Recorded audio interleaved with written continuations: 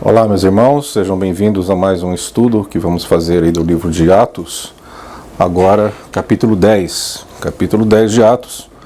Nós vamos falar sobre a introdução aqui na narrativa de um personagem chamado Centurião Cornélio. E vamos ver como a entrada desse personagem na nossa história vai trazer significativas mudanças, para a igreja e também para a visão de Pedro com relação ao judaísmo e com relação também à própria disseminação do cristianismo naquela época. Nós vamos ver também a visão de Pedro, que está em sintonia com a revelação que o centurião Cornélio tem. Vamos ver também o episódio em que Pedro se encontra com os enviados do centurião Cornélio e o resultado que isso trouxe para os servos desse centurião, que foi a conversão de toda a sua casa e daqueles que estavam ali agregados à sua família. Então vamos ler aqui o capítulo 10, verso 1 de Atos.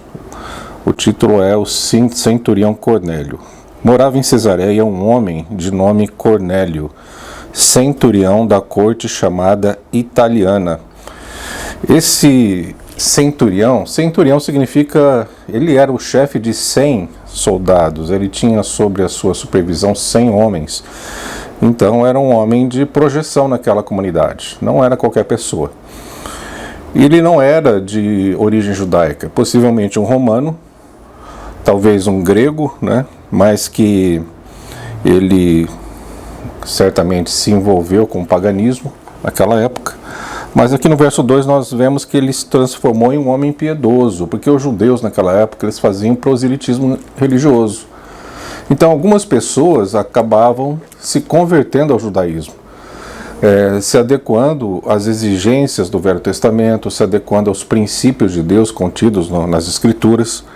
E não foi diferente com esse centurião Cornélio, possivelmente romano, mas que se transformou em um homem piedoso, temente a Deus e que acreditava no Deus único, que havia abandonado o paganismo, que naquela época defendia a visão de um panteão de deuses. Existia Deus para tudo, Deus para o trovão, Deus para a terra, Deus para a fertilidade, Deus para a plantação, Deus para a colheita, enfim. O próprio Paulo, em um certo momento, usou essa figura de vários deuses e fez menção ao Deus desconhecido. Eles tinham medo de esquecer algum Deus, então eles criaram lá uma estátua, uma figura do Deus desconhecido, para que não acontecesse de uma das divindades não serem adoradas e ficasse irada com os gregos, os romanos. Então, tamanha era a crença deles, nessa diversidade de deuses.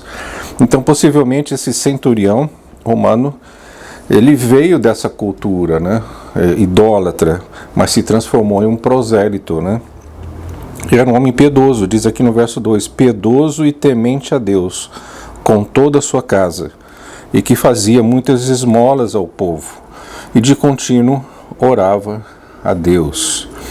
E no verso 3, esse homem observou claramente durante uma visão, cerca da hora 9 do dia, um anjo de Deus que se aproximou dele e lhe disse. E aqui ele tem a sua atenção atraída a esse anjo, e esse anjo então lhe orienta a procurar um certo Pedro, que está na casa de Simão o curtidor. E nós vemos aqui o ministério dos anjos atuando no livro de Atos. Em várias passagens, os anjos eles têm uma participação definitiva em todo o desenrolar na história de Atos, na descrição de Atos. Então esse anjo se manifesta a esse centurião, que era temente a Deus, mas não conhecia ainda a graça, ele não conhecia Jesus, mas que era um homem cuja piedade, cuja vida piedosa tocou a Deus. Nós vemos aqui nos versos seguintes que as obras feitas por esse piedoso centurião atraiu a atenção de Deus. E lá no verso 6, aqui esse anjo mencionando o que deveria ser feito. ele está hospedado com Simão, o curtidor, cuja residência está situada à beira-mar. Então, ele recebe a orientação de que Pedro deve ser contactado, e Pedro está, então, hospedado na casa de um curtidor. E nós vemos aqui a quebra de um paradigma. Já mencionamos em capítulos anteriores que a vinda do cristianismo e do evangelho foi quebrando uma série de preconceitos existentes naquela cultura, naquela sociedade, principalmente entre os judeus. Os judeus se orgulhavam de serem um povo escolhido, de serem o único povo na face da terra que foi devidamente separado por Deus para que pudessem ser os seus emissários, os seus mensageiros. E isso trouxe orgulho ao coração dos judeus. E eles se cercavam tanto das suas doutrinas e das suas normas e dos seus preceitos que se fecharam totalmente para a vinda do Messias de uma forma tão humilde, nascendo numa manjedoura e vindo de uma família que não era uma família de sacerdotes proeminentes naquela época. Então, a vinda de Jesus veio derrubar esses paradigmas, e aqui o fato de Pedro estar hospedado na casa de um curtidor, uma pessoa que mexia com animais, que tocava em cadáveres de animais mortos, isso era uma abominação para os judeus. Então, era algo assim inconcebível um judeu tocar em um corpo morto. Isso fazia parte da doutrina deles, né? Eles entendiam que isso trazia contaminação para a sua santidade, né? Mas Pedro não, Pedro estava hospedado na casa de um curtidor, que numa situação normal de um judeu não seria permitido que ele estivesse ali tendo comunhão com uma pessoa tão próximo de cadáveres, né? Ele lidava com animais mortos. Agora nós vamos ver do lado de Pedro. Então, num primeiro momento, esse anjo chama a atenção do centurião Cornélio para a necessidade de buscar esclarecimento com um tal de Pedro. E Pedro, então, do seu lado, recebe também uma inspiração divina. Ele tem uma visão de animais descendo, né? Por 3 vezes ele vê essa visão. Animais imundos e animais puros também, porque a dieta dos judeus ela era muito restrita. Deus havia determinado que alguns animais lá no Velho Testamento poderiam ser comidos, outros não. A carne desses animais, de alguns animais, eram impuras. Por exemplo, a carne do porco era impura. De outros animais não. Cordeiro, por exemplo, eles poderiam se alimentar sem problema. Então havia uma restrição. Alguns teólogos defendem a tese de que essa restrição é para que o povo de Deus fosse um povo especial, separado, e eles não se entregassem aos costumes dos povos pagãos daquela região, que comiam esses animais, e que faziam sacrifícios com esses animais, e que faziam algumas oferendas aos seus deuses com a carne desses animais. Então essas restrições na dieta dos judeus têm como objetivo estabelecer algumas marcas de santidade nesse povo, de separação, né? Então no verso 9, nós vemos o seguinte: no dia seguinte, indo eles de caminho e estando já perto da cidade, subiu Pedro ao eirado por volta da hora sexta, a fim de orar. E as casas naquela região da Palestina eram casas não como as casas que nós temos aqui no Brasil, que existe um telhado, normalmente com telhas de barro, mas naquela época os telhados eles eram representados por uma laje, e geralmente nessa parte superior das casas, onde eles faziam as suas reuniões religiosas, onde faziam as suas orações, e é nesse lugar que Pedro se encontrava nesse momento. No verso 10, e com fome quis comer, mas enquanto lhe preparavam a comida, sobreveio-lhe um êxtase. Então, a Bíblia não detalha com detalhes o que significa esse êxtase, mas foi um momento da presença de Deus, do Espírito Santo que o tomou naquele momento, e o trouxe essa inspiração, essa visão desses animais que se aproximavam dele, né? E na visão, o Senhor dizia a Pedro que comesse esses animais. E ele, como um judeu que acreditava nas leis de restrição da dieta judaica, Ele disse: mas eu nunca, como judeu, comi coisa impura. Porque nessa visão, nesse lenço, né, que se apresentava a Pedro, existiam alguns animais tidos como imundos. Ele não poderia lançar mão desses animais. Então ele questiona. Veja que sistematicamente a entrada, a vinda do cristianismo vem quebrando paradigmas. Jesus mesmo quebrou vários paradigmas. Por exemplo, o paradigma de um judeu conversar com uma samaritana, e ainda mais sozinho, né? Então 2 paradigmas estavam sendo quebrados aí. Conversar com um samaritano, uma samaritana no caso, que para um judeu, um samaritano significava uma pessoa endemoniada, possessa de demônios. E ainda mais com uma mulher. Mas Jesus fez questão, né, de colocar o valor da vida acima dos paradigmas impostos pela lei ou pelos próprios costumes, né, dos judeus. Então, nesse momento de êxtase, Pedro tem essa visão. E no verso 12, contendo toda sorte de quadrúpedes, répteis da terra e aves do céu. Então, não só animais imundos estavam presentes naquela visão, mas também animais que eram tidos como puros, que poderiam ser parte da dieta dos judeus.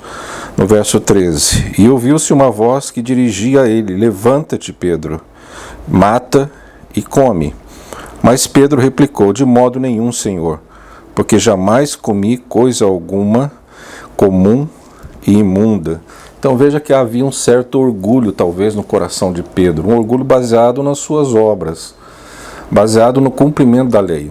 E é isso que Jesus veio trazer. Jesus veio, de uma certa forma, estabelecer um padrão de santidade, que não era aquele padrão imposto no Velho Testamento, baseado no cumprimento da lei, mas é um padrão de santidade baseado na própria graça de Deus, derramada sobre todos nós, pecadores, não merecedores dessa graça e dessa misericórdia.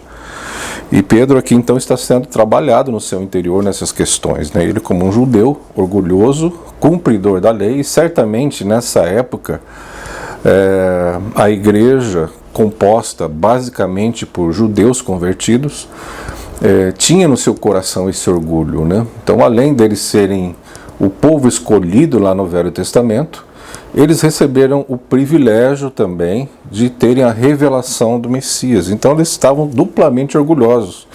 E Deus precisou trabalhar com essas questões interiores dos crentes judeus para que aquilo não se transformasse numa seita, né? Para que eles entendessem que a graça de Deus estava sendo derramada não só sobre os judeus, o povo escolhido lá no Velho Testamento, mas também sobre todos os gentios, né?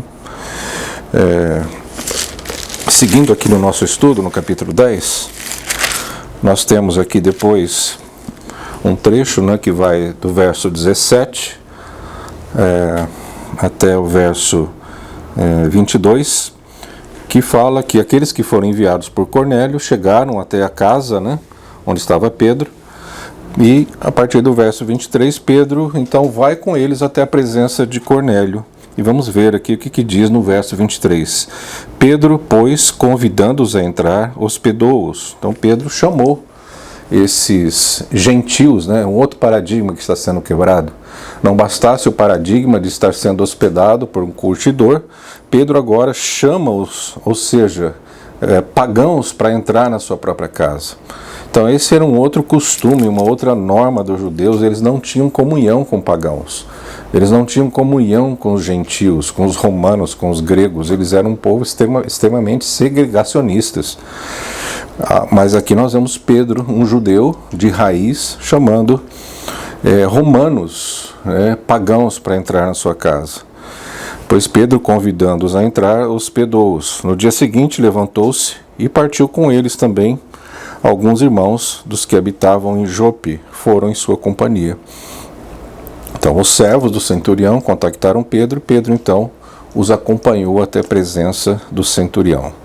No verso 28, a quem se dirigiu dizendo: vós bem sabeis que é proibido a um judeu ajuntar-se ou mesmo aproximar-se a alguém de outra raça, mas Deus me demonstrou que a nenhum homem considerasse comum ou imundo. Veja como Pedro está mudando a sua visão, né, do evangelho, da obra de Deus, né, naqueles dias, e ele aqui reconhece, né, que a um judeu não é permitido ter comunhão com pagãos. E no verso 34, então falou Pedro dizendo, reconheço por verdade que Deus não faz acepção de pessoas. O evangelho estava sendo propagado a todas as nações, aos povos, às etnias daquela região. Então não havia nenhum tipo de restrição, não havia nenhum povo especial escolhido. Na verdade, a vontade de Deus naquele momento é que várias pessoas conhecessem o Evangelho ali naquela região. E a estratégia que o Espírito Santo usou para a disseminação do Evangelho foi criar igrejas em cidades cosmopolitas, em cidades de grande importância comercial, rotas comerciais, por onde passavam pessoas de vários povos, etnias, línguas diferentes. Dessa forma, essa semente do Evangelho ia sendo propagada por várias outras nações, né? E aqui Pedro está reconhecendo, né, essa estratégia do Espírito Santo.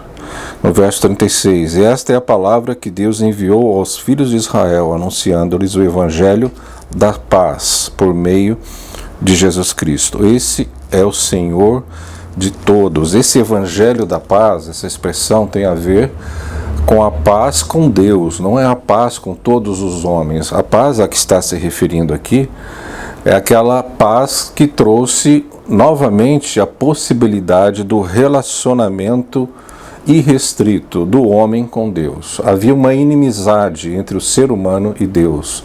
Existia sobre a cabeça de todos os representantes da humanidade uma sentença de morte, né? Lá em Gênesis, nós vemos que o Senhor declara, a alma que pecar, esta morrerá. Então havia uma maldição sobre a raça humana. E essa maldição foi aniquilada em Cristo na cruz. Toda a ira e todo o senso de justiça de Deus, toda a necessidade de executar a sentença sobre a raça humana, caiu sobre Jesus Cristo. Então se restabeleceu a paz entre a raça humana e Deus. Paz esta que foi quebrada ali em Gênesis quando o homem pecou, desobedeceu. Verso 38. Como Deus ungiu a Jesus de Nazaré com o Espírito Santo e com poder, o qual andou por toda parte fazendo bem e curando a todos os oprimidos do diabo, porque Deus era com ele. Então aqui Pedro está fazendo uma explanação do Evangelho àquelas pessoas que estão ali. A casa de Cornélio, aos seus servos. Ele está então falando sobre o ungido, né, o servo de Deus, o próprio Senhor Jesus. E a palavra ungiu, né? Existe uma certa controvérsia com relação ao Novo Testamento do significado de ungir. Lá no Velho Testamento, a unção ela era aplicada sobre alguns profetas, sobre reis, sobre sacerdotes, no sentido de separá-los para o ministério. Ou em algumas situações de cunho religioso, no momento do sepultamento de um corpo, esse corpo era ungido, então existiam algumas aplicações especiais religiosas e de ordem até de saúde lá no Velho Testamento e também no Novo Testamento. Então não é necessário mais cumprir aqueles rituais de unção do Velho Testamento. Nós estamos na velha aliança. Todavia algumas pessoas usam, né, da figura da unção e aplicam, né, esse método, esse costume no Novo Testamento. Então existe uma certa controvérsia, mas o fato é que a palavra ungir no Novo Testamento, ela só tem duas conotações. A primeira delas se referindo ao próprio Senhor Jesus, que é o ungido de Deus, separado, comissionado por Deus. E também a palavra ungir está relacionada a questões medicinais. Então o óleo era usado quando as pessoas tinham algum problema de enfermidade. Então somente nessas duas aplicações a unção ela é aplicada no Novo Testamento. Verso 41. Não a todo o povo, mas as testemunhas que foram anteriormente escolhidas por Deus, isto é, a nós que comemos e bebemos com ele, depois que ressurgiu dentre os mortos. Então aqui Pedro continua explanando, né, todo o plano de Deus, a vinda de Jesus, o fato de Jesus ter escolhido algumas pessoas depois da ressurreição para se manifestar a elas. Ele não se manifestou a todos. Foram algumas pessoas estrategicamente escolhidas por Deus para que a ressurreição se tornasse uma realidade. E Jesus então se apresenta a essas pessoas, a esses escolhidos. Pedro então está explanando, né, todo o significado disso. No verso 43, dele todos os profetas dão testemunho de que por meio de seu nome todo aquele que nele crê recebe a remissão de pecados. Então a remissão dos pecados, o pagamento da dívida entre Deus e os homens, ela não mais se baseia nas obras da lei, mas ela se baseia na graça de Deus e através do nome de Jesus Cristo. É isso que Pedro está enfatizando aqui. Não é mais pelas obras, mas é pela graça e misericórdia de Deus, né? E caminhando aqui para o final, no verso 45, e os fiéis que eram da circuncisão, que vieram com Pedro, admiraram-se, porque também sobre os gentios foi derramado o dom do Espírito Santo. Então aquelas pessoas que estavam ouvindo a pregação de Pedro foram tocadas por Deus, foram batizadas no Espírito Santo. E o significado de ser batizado no Espírito Santo aqui é o significado relacionado à conversão. Então o batismo no Espírito Santo significa a conversão. Depois aconteceram outros enchimentos. Então um evento divisor de águas na vida de um ser humano é a conversão, o batismo no Espírito Santo. Depois outros momentos de êxtase, assim como Pedro e outros apóstolos tiveram, também fazem parte da vida cristã. Obrigado pela atenção de todos, que Deus abençoe.